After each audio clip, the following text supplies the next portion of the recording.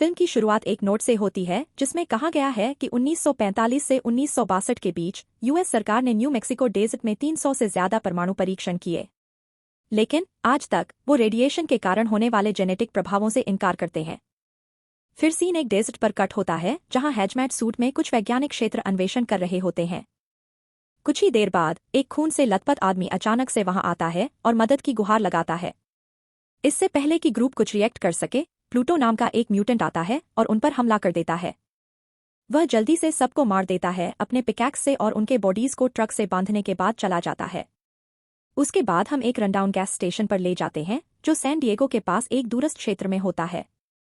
उसके मालिक फ्रेड अजीब सी आवाज सुनता है और बंदूक लेकर बाहर भागता है। उसे लगता है कि शायद रूबी नाम की लड़की होगी और उसका नाम चिल्लाता है, लेकिन कोई जवाब नहीं आता। फ्रेड फिर अपने घर वापस आता है और डोरस्टेप पर एक बैग देखता है। वह जुपिटर नाम के किसी इंसान को पुकारता है और कहता है कि अब वो उनकी मदद नहीं कर सकता। फिर भी वह बैग अंदर ले जाता है और खोलता है। उसमें कुछ ज्वेल्स और कुछ व्यक्तिगत आइटम्स मिलती हैं, जिसमें एक कंटेनर में कटा हुआ कान भी होता है। बाद में हम एक परिवार को देखते हैं जो डेजर्ट में एक कैरवान के साथ यात्रा कर रहे हैं। परिवार में सेवानिवृत्त पुलिस अधिकारी बिग बॉब और उसकी पत्नी एथल होती हैं। उनकी दो बेटियां लिन और ब्रेंडा और बेटा बॉबी भी साथ होते हैं। लिन का पति डग और उनकी छोटी बेटी कैथरीन भी उनके साथ होते हैं। परिवार अपने दो जर्मन शेपर्ड्स ब्यूटी और बीस्ट को भी साथ ले जाता है। पता चलता है कि वे सब सैन डिएगो जा रहे हैं एथल और बिग बॉब के सिल्वर मैरिज एनिवर्सरी वेकेशन के लिए। सफर के दौरान बिग बॉब फैसला करता है कि वह एक डिटूर लेगा, लेकिन वे लोग रास्ता भटक जाते हैं। ग्रुप जल्द ही एक पुराने गैस स्टेशन पर पहुंचता है जहां वे फ्रेड से मिलते हैं। वे डायरेक्शंस पूछते हैं और अपनी टैंक भी फिल करते हैं। जब बिग बॉब फ्रेड से बात कर रहा होता है, एक म्यूटेंट बॉबी का लाल स्वेटशर्ट कार से चुरा लेता है और भाग जाता है। कुछ ही देर बाद ब्यूटी किसी वजह से परेशान हो जाती है और फ्रेड की दुकान में दौड़ती है। लिन को उस अक्सर हादसे में बॉबी बेहोश हो जाता है और जब वह जागता है तो उसको एक म्यूटेंट लड़की रूबी से मिलता है जो उसकी लाल स्वेटशर्ट पहनी होती है। बॉबी में रूबी के प्रति बहुत रुचि होती है और वह उसे नजरअंदाज नहीं करता।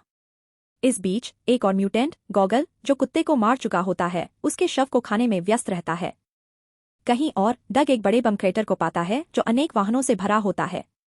उन्हें जांचने पर पता चलता है कि सभी गाड़ियां खराब हैं, जो उसे चौंका देता है। दूसरी ओर बिग बॉब गैस स्टेशन पहुंचता है और वहां सब कुछ सुनसान पाता है। जब वह खोज करता है तो उसे पुराने अखबार मिलते हैं जो यह बताते हैं कि जहां उसका परिवार फंस गया है वह एक यूएस आर्मी के न्यूक्लियर वेपन्स टेस्ट साइट थी 1950 में। विकिरण के कारण कुछ खानकार विकृत हो गए थे और उनका निवास स्थान तबाह हो गया था। बदले में म्यूटेंट्स ने वहां आने वाले हर किसी को मारना शुरू कर दिया। खतरे से अवगत होते हुए बॉब अपनी बंदूक निकालता है और मॉन्स्टर्स का सामना करने के लिए तैयार हो जाता है। तभी उसे फ्रेड की दूर से आती हुई आवाज सुनाई देती है और वह उसे लैट्रीन में मिलता है, नशे में होकर। बॉब कुछ पूछने से पहले फ्रेड कहता है कि वह और नहीं कर सकता और कुछ असोचनिया कर लेता है। इसे देखकर बॉब घबरा जाता है और भागने की कोशिश करता है, लेकिन म्यूटेंट नेता जुपिटर आता है और उसे बेहोश कर देता है। फिर वह बॉब को लिजार्ड और प्लूटो के साथ खींच कर ले जाता है। कैरेवन के पास परिवार चिंतित होता है कि दोनों आदमी वापस नहीं आए और अब बॉबी भी गायब है। ब्रेंडा अपने भाई को ढूंढने निकलती है और उसे जमीन पर बेहोश पाती है। वह उसे वापस कैरेवन ले आती है और थोड़ी देर बाद बॉबी होश में आता है। हालांकि बॉबी काफी घबराया होता है। वह ब्यूटी की मौत के बारे में नहीं बताता और सिर्फ यह कहता है कि उसे वह नहीं मिली। थोड़ी देर बाद डग वापस आता है एक बेसबॉल बैट, एक फिशिंग रॉड और कुछ और सामान के साथ जो उसे कुछ छोड़ी गई गाड़ियों में मिला। रात होती है और बॉबी अपने पिता के बारे में चिंतित होता है, लेकिन बाकी लोग उसे आश्वासन देते हैं कि वह बिग बॉब है और उसे कुछ नहीं होगा। लिन और डग कार में सोते हैं जबकि बाकी परिवार कैरेवन में सोता है। थोड़ी देर बाद बॉबी कुछ अजीब आवाजें सुनता है और बाहर आता है तो पता चलता है कि बीस्ट भी गायब है। हम देखते हैं कि कुत्ता पहाड़ियों में दौड़ता है और ब्यूटी के शव को पाता है। बॉबी बहुत घबरा जाता है और लिन और डग को जगाने जाता है। वह फिर अपने दिल को बेचैनी के साथ बूटी की मौत के बारे में बताता है और कैसे उसका शरीर टुकड़े टुकड़े कर दिया गया था।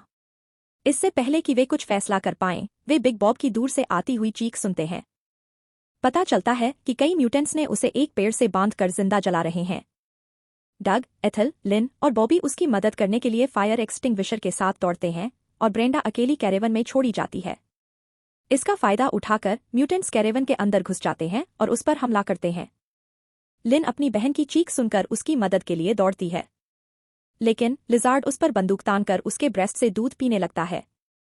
बाहर डग अपने ससुराल को बचाने की डिस्परेटली कोशिश करता है, लेकिन बॉब तब तक जलकर राख हो चुका होता है। एथल फिर ब्रेंडा की चीख सुनकर कैरेवन की तरफ दौड़ती है। वह अपनी बेटियों को म्यूटेंट्स के द्वारा हमले होते देखती है और उनसे लड़ने की कोशिश करती है, लेकिन लिजार्ड उसे गोली मार देता है। इससे लिन को क्रोध आता है और वह एक म्यूटेंट को स्क्रूड्राइवर से उसकी टांग में छेद देती है, जो उसे बेहद दर्द देता है। अफसोस, म्यूटेंट बदले में उसके सिर में गोली मार देता है, जिससे वह तुरंत मर जाती है। गोलियां खत्म होने के बाद लिजर्ड और प्लूटो भाग जाते हैं, लेकिन बेबी कैथरीन को अपने साथ ले जाते हैं। थोड़ी देर बाद डग और बॉबी ट्रेलर में वापस आते हैं और देखते हैं कि लिन मर चुकी है और एथल अपनी आखिरी सांस ले रही हैं। ब्रेंडा भी इस हादसे से बेहद सदमे में है। इस दौरान गॉगल दूरबीन से उन्हें देख रहा होता है और वॉकी टॉकी के जरिए अपने साथियों से बात कर रहा होता है, लेकिन बीस्ट उसे जल्दी ही पकड़ लेता है और उसे टुकड़ों में चीर डालता है। वापस कैरेवन में डग और बॉबी यह देखकर डर जाते हैं कि म्यूटेंट्स ने कैथरीन को चुरा लिया है। जब वह सोच रहे होते हैं कि क्या करना चाहिए, तभी उन्हें बाहर से आवाज आती है। पता चलता है कि बीस्ट वापस आया है गॉगल के हाथ और वॉकी टॉकी के साथ। वह डिवाइस सुनते हैं और म्यूटेंट्स को फिर से हमला करने की तैयारी करते सुनते हैं। डग फिर अपनी बेटी के बारे में पूछता है और उसे दूसरी तरफ रोने की आवाज सुनाई देती है, जो उसे परेशान कर देती है। अगले दिन डग एक बेसबॉल बैट लेकर म्यूटेंट्स के हाइड आउट की तलाश में निकल पड़ता है। बीस्ट उसका मार्गदर्शन करता है। माइंस के रास्ते से गुजरकर वह एक पुराने गांव तक पहुंचता है, जो न्यूक्लियर वेपन्स टेस्ट्स का निशाना बन चुका था।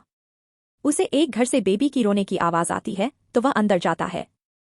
डग सफलता से कैथरीन को बेडरूम में पाता है, जबकि एक महिला म्यूटेंट बिग मामा लिविंग रूम में टीवी देख रही होती है। वह चुपके से निकलने की कोशिश करता है, लेकिन म्यूटेंट टीवी स्क्रीन में उसका अक्स देख लेती है और जल्दी से उसे बेहोश कर देती है। थोड़ी देर बाद डग एक फ्रीजर में उठता है और देखता है कि वह तारे तारे के कटी पीटी लाशों से घिरा हुआ है।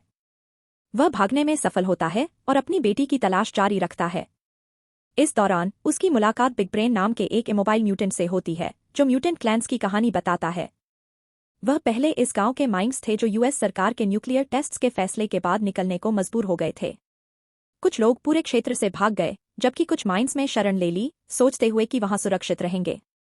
लेकिन न्यूक्लियर टेस्टिंग के फॉल आउट से गंभीर म्यूटेशंस होने लगे। जैसे ही बिग ब्रेन अपनी कहानी खत्म करता है, वह प्लूटो को डग पर हमला करने के लिए बुलाता है। म्यूटेंट फिर पूरे घर में डग का पीछा करता है, उसे मार डालने की जिद में। एक पॉइंट पर बीस्ट दाखिल देने की कोशिश करता है, लेकिन प्लूटो उसे आसानी से फेंक देता है। वह आखिरकार डग को कोने में दबा लेता है और कुल्हाड़ी से उसकी 2 उंगलियां काट देता है। लेकिन प्लूटो उसे पूरी तरह मार नहीं पाए। डग स्क्रूड्राइवर से हमला करता है। वह प्लूटो के पाँव में छेद कर देता है, जिससे उसे बेहद दर्द होता है। डग फिर एक छोटी अमेरिकन फ्लैग का इस्तेमाल करके उसके गले में घुसा देता है, आखिरकार उसका अंत कर देता है। जैसे ही वह निकलता है, एक और म्यूटेंट उस पर हमला करता है, लेकिन डग उसे आसानी से मारकर उसका राइफल ले लेता है। बिग ब्रेन फिर रेडियो पर लिजर्ड को बेबी को मार डालने का हुक्म देता है, लेकिन उसी वक्त बीस्ट उसे चीर डालता है और मार डालता है। कहीं और जब रूबी कैथरीन का ख्याल रख रही होती है, लिजर्ड कमरे में आता है काम तमाम करने। वह मन मारकर बेबी को सौंप देती है और निकल जाती है।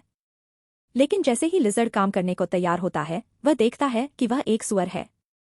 पता चलता है कि रूबी अब भी इंसानी भावनाओं से भारी है और वह बेबी को मरने नहीं दे सकती थी। वह फिलहाल कैथरीन के साथ पहाड़ियों में भाग रही है, उम्मीद करती है कि वहां सुरक्षित रहेंगे। दूसरी तरफ बॉबी और ब्रेंडा अपनी मां और बहन की लाश को कार में रखते हैं। वे फिर एक साधारण सुरक्षा प्रणाली सेटअप करते हैं, फिशिंग रॉड वायर का इस्तेमाल करके अचानक हमले से बचने के लिए। वे कैरेवन को प्रोपेन गैस से भरते हैं और मैच बॉक्स के सल्फर स्ट्रिप और कुछ मैच का उपयोग एक मेकशिफ्ट इग्निशन स्विच बनाने के लिए करते हैं। इस दौरान उन्हें नोटिस होता है कि उनकी मां की लाश गायब है, जो उन्हें चिंता में डाल देती है। बॉबी फिर पहाड़ों की ओर तेज चलता है और जुपिटर उनकी मां के दिल को खा रहा है, उसे म्यूटेंट का ध्यान पकड़ने में सफल होता है और उसे कैरेवन तक आकर्षित करता है। जब जुपिटर कैरेवन तक पहुंचता है, भाई बहन खुद को अंदर बंद कर लेते हैं। लेकिन म्यूटेंट हार नहीं मानता और उन पर खिड़की के जरिए हमला करने की कोशिश करता है। उसे ब्रेंडा को पकड़ने में सफल होता है, लेकिन बॉबी उसके हाथ को विंडो से एक कॉर्ड से बांध देता है। फिर दोनों भाई बहन पीछे के दरवाजे से भाग जाते हैं, जबकि म्यूटेंट विंडो से निकलने की कोशिश करता है। वह अंत में सफल होता है और दरवाजा खोलने की कोशिश करता है, लेकिन कैरेवन प्रोपेन गैस से भरा हुआ है, स्लाइडिंग डोर से आग लग जाती है। इससे एक भयंकर भूमि फट जाती है, जिससे जुपिटर आग में भस्म हो जाता है। इसी दौरान पहाड़ों में डग रूबी को अपनी बेटी के साथ भागते हुए देखता है। वह उसे पकड़ लेता है और अंत में उसे यकीन दिलाता है कि वह अपनी बेटी को दे दे। तब लिजर्ड आता है और उनके बीच एक भयानक झगड़ा शुरू होता है। म्यूटेंट जल्दी ही अपर हैंड ले लेता है और अपने हीरो को एक स्पाइक स्ट्रिप से मारता है, जिससे वह बेहोश हो जाता है। फिर वह रूबी पर ध्यान देते हैं और उस पर हमला शुरू करते हैं। लेकिन डग वक्त पर उठ जाता है और अपनी गन से लिजर्ड को गोली मार देता है। इसके बाद वह रूबी के पास जाता है और अंत में अपनी बेटी की कस्टडी में आ जाता है।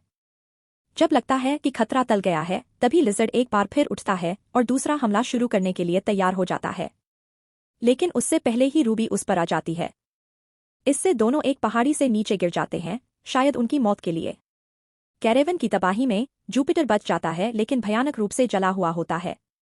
वह जल्दी ही भाई बहन द्वारा पाया जाता है, जो एक पिकैक्स से उसके सिर में छेद कर देते हैं, उसकी दुखी जिंदगी का अंत कर देते हैं। फिर उन्हें नोटिस होता है डग दूरी में, जो कैथरीन और बीस्ट के साथ आता है। परिवार एक दूसरे को गले लगा लेते हैं, जानकर कि अब वे क्षेत्र छोड़ सकते हैं। लेकिन उन्हें पता नहीं है कि पहाड़ों से कोई उन्हें दूर से देख रहा है।